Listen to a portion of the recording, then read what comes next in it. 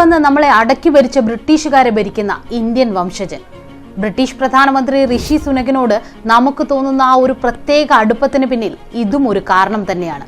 ഇൻഫോസിസ് മുൻ ചെയർമാൻ നാരായണ മൂർത്തിയുടെ മകൾ അക്ഷത മൂർത്തിയുടെ ഭർത്താവ്, ശരിക്കും ഇന്ത്യയുടെ മരുമകൻ, മുടങ്ങാതെ തിങ്കളാഴ്ച വ്രതം നോക്കുന്ന, ആഴ്ചതോറും 48 മണിക്കൂർ ഉപവസിക്കുന്ന ഋഷി. പക്ഷെ ഈ തിരഞ്ഞെടുപ്പിൽ ഋഷിയെ കാത്തിരിക്കുന്നത് പരാജയത്തിന്റെ മരണക്കുഴികളാണ്. കഴിഞ്ഞ 200 വർഷത്തിനിടെ ഏറ്റവും വലിയ തോൽവി ഏറ്റുവാങ്ങാൻ തയ്യാറാകൂ എന്നാണ് ഋഷിയോടും പാർട്ടിയോടും ജനങ്ങൾ പറയുന്നുവെന്നാണ് ബ്രിട്ടനിലെ സർവേ റിസൾട്ടുകൾ. രാജ്യത്തെ 650 പാർലമെന്റ് സീറ്റുകളിൽ 425 സീറ്റും നേടി ചരിത്രത്തിലെ ഏറ്റവും വലിയ വിജയം കെയർ സ്റ്റാർമർ നയിക്കുന്ന ലേബർ പാർട്ടി നേടുമെന്നാണ് യുഗാവ് ഒപ്പീനിയൻ പോൾ. സാവന്ത എന്ന സർവേയുടെ ഫലം 516 സീറ്റും, മോറിൻ കോമൺ എന്ന സർവേയുടെ ഫലം 406 സീറ്റും ലേബർ പാർട്ടി നേടുമെന്നാണ്. ഋഷി സുനക് നോർത്ത് യോർക്ക്ഷയർ റിച്ച്മണ്ട് സീറ്റിൽ തോൽക്കുമെന്നും ഒരു ഏജൻസി പ്രവചിക്കുന്നുണ്ട്. കൺസർവേറ്റീവ് പാർട്ടിയെ കാത്തിരിക്കുന്നത് വൻ പതനം. 2017 ഏജൻസികൾ നടത്തിയിരുന്ന പ്രവചനങ്ങൾ കൃത്യമായിരുന്നു എന്നത് ടോറികളുടെ ആശങ്ക ഏറ്റിയിരിക്കുകയാണ്. 2 വർഷം മുമ്പ് വളരെ അപ്രതീക്ഷിതമായാണ് ബ്രിട്ടന്റെ 57ാം പ്രധാനമന്ത്രിയായി ഇന്ത്യൻ വംശജൻ ഋഷി സുനക് അധികാരം ഏറ്റെടുക്കുന്നത്. അതിലും അപ്രതീക്ഷിതമായാണ് കാലാവധി തീരാൻ 7 മാസം ശേഷിക്കെ ഋഷി ജൂലൈ 4-ന് പൊതു തിരഞ്ഞെടുപ്പ് പ്രഖ്യാപിച്ചത്. ബ്രിട്ടനിലെ രാഷ്ട്രീയ അന്തരീക്ഷം സങ്കീർണവും സംഭവ ബഹുലവുമായിരിക്കെ എടുത്തുചാടി എന്തിനായിരിക്കാം ഋഷി ഇത്തരമൊരു നീക്കം നടത്തിയത്? അതേക്കുറിച്ചൊന്ന് നോക്കാം.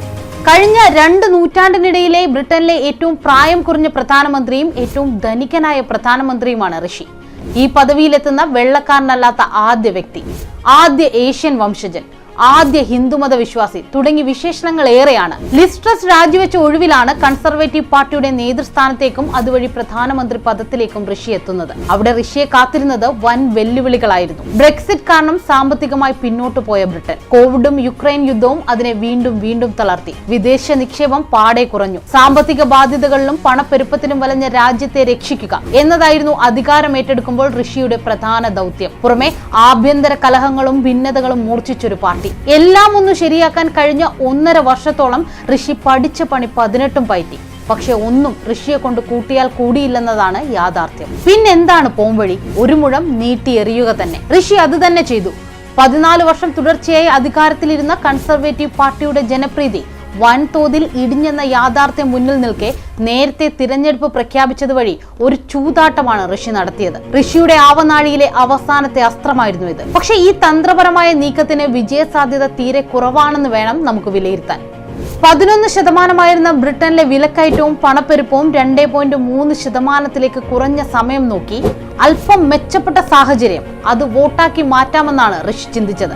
ഇത്തരം പോസിറ്റീവ് സാമ്പത്തിക വാർത്തകൾ ജനങ്ങളെ സ്വാധീനിക്കുമെന്ന് ഉറപ്പാണ്. അത് തിരഞ്ഞെടുപ്പിൽ ഗുണം ചെയ്യുമെന്ന് ഋഷി കണക്കുകൂട്ടി. ഉയർന്ന പണപ്പെരുപ്പം, മന്ദഗതിയിലുള്ള സാമ്പത്തിക വളർച്ച, സമീപകാലത്ത് നേരിട്ട മാന്ദ്യം എന്നിവയൊക്കെ സർക്കാരിന്റെ സാമ്പത്തിക നയങ്ങളെക്കുറിച്ച് വലിയ വിമർശനങ്ങൾ ഉയർത്തിയിരുന്നു. അതിനാൽ തിരഞ്ഞെടുപ്പ് നേരത്തെ ആക്കുന്നത് വഴി പൊതുജന പിന്തുണ കൂടുതൽ ഇടിയുന്നത് കുറയ്ക്കാമെന്നും ഋഷി കരുതി കാണണം. പക്ഷേ ആഭ്യന്തര പ്രശ്നങ്ങളും നയപരമായ പരാജയങ്ങളും കാരണം യഥാർത്ഥ സർക്കാരിന് പരിഹരിക്കാൻ കഴിയാത്ത ആഴത്തിൽ വേരൂന്നിയ പ്രശ്നങ്ങൾ ഉണ്ടെന്നതാണ് യാഥാർത്ഥ്യം. തിരഞ്ഞെടുപ്പിലെ തോൽവി ഋഷിയുടെ ഭാവി രാഷ്ട്രീയത്തെ പ്രതികൂലമായി ബാധിക്കുമെന്ന് ഉറപ്പാണ്. കാരണം ആകെ ഭിന്നതയാണ് കൺസർവേറ്റീവ് പാർട്ടിയിൽ. 2016 ഡേവിഡ് കാമറൂണിന്റെയും പിൻഗാമിയായി വന്ന തെരേസ മേയുടെയും രാജിക്കും, ബോറിസ് ജോൺസന്റെ പതനത്തിനും, ലിസ് ട്രസിന്റെ അപ്രതീക്ഷിത പുറത്താകലിനും, മോർഡന്റിനും പിന്തുണ കിട്ടാഞ്ഞതിനുമെല്ലാം കാരണം പാർട്ടിയിലെ ഈ യോജിപ്പില്ലായ്മയാണ്.